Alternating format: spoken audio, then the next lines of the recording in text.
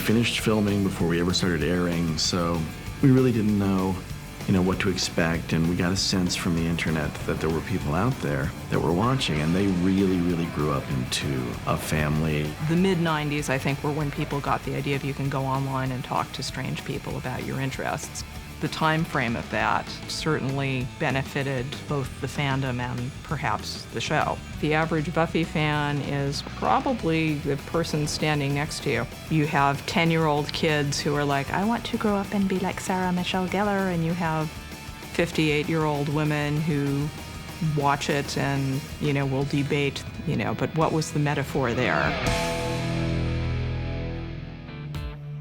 The PvP was kind of unique in that it was off of one or two particular internet sites, and it was just a big 6-hour party. Every year our fans come out and they throw us this amazing party, and the writers and producers and castmates all get to come out here, and even the writers are treated like the Beatles for a night. Let's give it up for the VIP!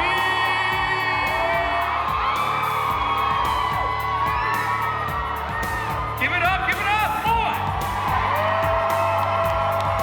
They are from all over the world on this posting board party. There's always people from Australia and Europe and stuff like that, so they're always in communication with each other. The UK is just one of the best because everybody's just, they're really easy to get along with, and we meet up once a year for like an unofficial, basically a freak party where people just get together, talk, drink, have a good time. Talk about Buffy. With the novels and the comics and the role-playing game, it's a whole immersive experience you can get into that doesn't depend on new episodes. So for those people who are really fond of the universe, and there are a lot of them out there, they can keep getting their Buffy fix one way or another. We've been doing our show since February of 1999, just around season 3. I've been in college radio for a while, and I've never seen something that had the firepower that the show has. And the writers loved coming on the show. They would tell us how much fun they had. They loved being able to kind of talk to the fans and being able to say what it was like for them and how it was for them to write this episode and what they were going through. We found out that we had listeners in Europe and in Australia and in, Brazil and in Tokyo, and we were just like, whoa. It was just amazing to see all the people that just fell behind the show and just loved it like we did. Buffy is one of the few shows that we felt never treated their audience like they were idiots. It's always been nice to be able to watch an episode, go on the internet, and just see what do they respond to, what do they like, hear the praise, hear the, have somebody else have as much fun as we do. You have people who go online and argue, you have people who get together and make their own vampire appliances, you have people who are into the computer games, you have people who do artwork, you have the fan fiction.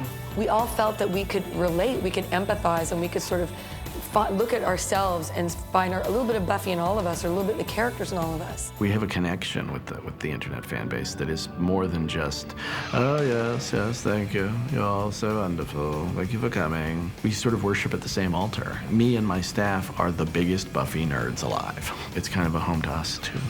Looks like the Hellmouth is officially closed for business. When we could, we would get together and watch it together as a bunch, as fans. We'd be like, ooh, what's gonna happen, even though we wrote it. In the beginning, it was the small and loyal audience that kept it afloat and gave it time to get the critical attention that it needed to reach a wider audience. So we owe a lot to these people. This fan base is so loyal and so intense that I can't imagine that it'll go anywhere soon.